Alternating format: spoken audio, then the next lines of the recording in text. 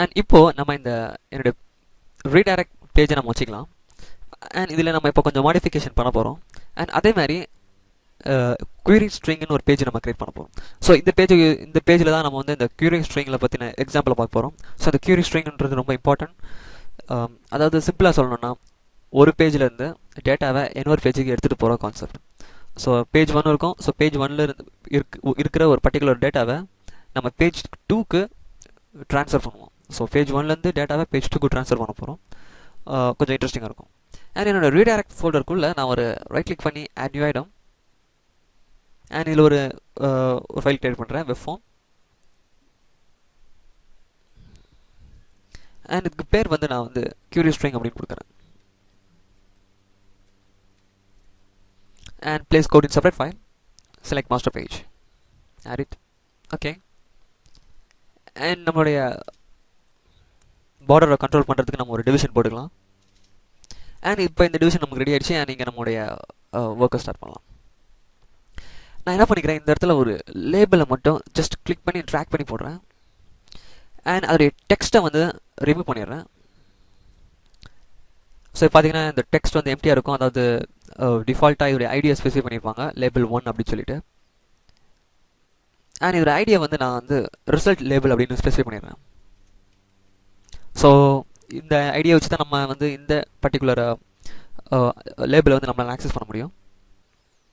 At the same time இதோடைய ஃபாண்ட்டை வந்து பெருசு பண்ணிக்கலாம், எக்ஸ் லார்ஜ். அண்ட் இதோட பேக்ரவுண்ட் கலர் வந்து let will be yellow.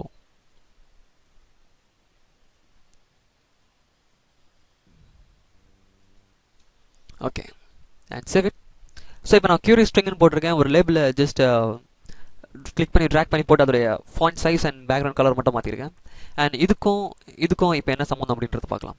So என்னுடைய பட்டனை கிளிக் பண்ணோன்னே எனக்கு ஆட்டோமேட்டிக்காக இப்போது persback.aspx பேஜுக்கு தான் ரீடைரக்ட் ஆகுது. ஏன்னா நம்ம லாஸ்ட்டாக அந்த கோடு தான் எழுதிட்டு இருந்தோம். அண்ட் இப்போ கொஞ்சம் நம்ம மாடிஃபிகேஷன் பண்ணலாம்.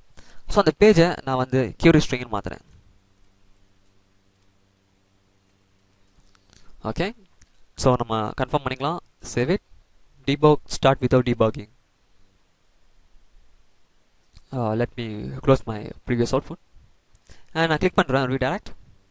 ஸோ பார்த்தீங்கன்னா எனக்கு இப்போ query stringன்ற பேஜுக்கு ரீடைரக்ட் பண்ணிட்டு இருக்கேன். பட் நம்ம லேபிளில் வந்து இப்போதைக்கு எந்த கண்டென்ட்டும் இல்லை. ஸோ என்னோடய டெக்ஸ்ட்டை நான் ரிமூவ் பண்ணனால இப்போ எனக்கு இங்கே எம்டியாக காமிக்குது. Just close it. அண்ட் இப்போ நான் என்ன பண்ண போகிறேன், என்னுடைய இந்த redirect.aspx பேஜில், ஐ மீன் சிஎஸ் பேஜில் அந்த ஏஎஸ்பிஎக்ஸ்க்கு அப்புறமாட்டு நான் என்ன பண்ணிக்கிறேன், ஒரு கொஸ்டின் மார்க் வைக்கிறேன். அண்ட் நான் ஒரு வேரியபிளை மென்ஷன் பண்ணுறேன். அதாவது ஒரு வேரியபிள் நான் ஒரு நேம் அப்படின்னு கொடுத்துட்டு ஈக்குவல் கொடுக்குறேன். ஸோ ஈக்குவல் கொடுத்துட்டு என்னுடைய redirect.aspx பேஜுக்கு வரேன். அண்ட் இந்த இடத்துல எக்ஸாக்டாக அண்ட் நான் இங்கே ஒரு அந்த பட்டனை கிளிக் பண்ணிவிட்டு என்னுடைய லெஃப்ட் ஏரோ ப்ரெஸ் பண்ணுறேன். ஸோ என்னோட மவுஸ் க்ரௌசர் அந்த பட்டனுக்கு ஸ்டார்டிங்கில் வந்துடும். And press one more enter. And இப்போ இந்த இடத்துல ஒரு டெக்ஸ்ட் பாக்ஸை நம்ம ஆட் பண்ணலாம். Just one text box, yes. And இந்த டெக்ஸ்ட் பாக்ஸோட பேர் வந்து நேம் டெக்ஸ்ட் பாக்ஸ் அப்படின்னு கொடுத்துட்றேன்.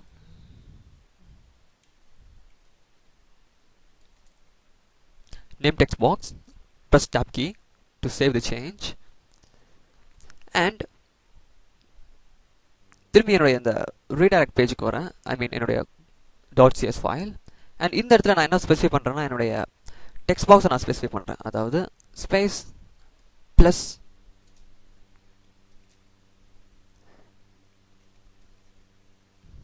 நேம் டெக்ஸ்ட் பாக்ஸ் அப்படின்னு ஸ்பெசிஃபை பண்ணுறேன். அண்ட் இதுக்கு என்ன மீனிங் அப்படின்னா, என்னுடைய பட்டனை நான் கிளிக் பண்ணும்போது என்னோட யூஆர்எல் ஆட்டோமேட்டிக்காக நான் என்னோட டெக்ஸ்ட் பாக்ஸில் என்ன நேம் டைப் பண்ணுறனோ அதை என்னுடைய நேம் கூட எடுத்துகிட்டு போவோம். ஸோ அந்த என்னுடைய டெக்ஸ்ட் பாக்ஸ்குள்ளே நான் என்ன இன்ஃபர்மேஷன், அதாவது அந்த டெக்ஸ்ட் பாக்ஸ்குள்ளே நான் என்ன டைப் பண்ணுறனோ அதை என்னோட இந்த வேரியபிள்குள்ளே சேவ் பண்ணி என்னோட யூஆர்எல் மூலியமாக எடுத்துகிட்டு போகும் இந்த வேரியபிள். ஸோ இந்த நேம் வேரியபிளுடைய ரீசன், இந்த நேம் வேரியபிள் என்ன பண்ண போகுது அப்படின்னா, நம்ம டெக்ஸ்ட் பாக்ஸில் டைப் பண்ணுற அந்த நேமை ஜஸ்ட் நெக்ஸ்ட் பேஜுக்கு கேரி பண்ணிட்டு போகுது. ஸோ என்னோட query string பேஜுக்கு வரேன். அண்ட் இந்த இடத்துல நான் என்னுடைய இந்த பேஜுடைய .cs ஃபைலுக்கு வரேன். அதாவது கோட் பிஹைண்ட் ஃபைல், என்னுடைய query string அதை நான் எக்ஸ்பிளைன் பண்ணணும்னா எனக்கு கீழே இருக்கும். ஸோ இதுதான். அண்ட் இந்த இடத்துல நான் சம் கோட்ஸ் எழுத போகிறேன். ஸோ அதாவது ஃபஸ்ட் என்னுடைய ரிசல்ட் லேபிள் ஆக்சஸ் பண்ணுறேன். ஏன்னா அந்த ரிசல்ட் லேபிளில் தான், இந்த லேபிளில் தான் நான் என்னுடைய டெக்ஸ்ட் பாக்ஸில் இந்த டெக்ஸ்ட் பாக்ஸில் டைப் பண்ணிவிட்டு ரீடைரக்ட்னு கொடுப்பேன்.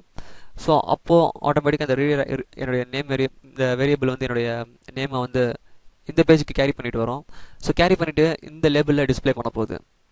ஸோ அதுக்கு என்னோட curious string .spx.cs ஃபைலுக்கு வந்துட்டு என்னுடைய ரிசல்ட் லேபிள் டாட் டெக்ஸ்ட், ஏன்னா அந்த ரிசல்ட் லேபிளில் தான் அது எழுதணும், டிஸ்பிளே ஆகணும், என்ன இன்ஃபர்மேஷனை URL மூலிமா பாஸ் பண்ணுது அப்படின்னு சொல்லிட்டு. அண்ட் இப்போ இந்த இடத்துல request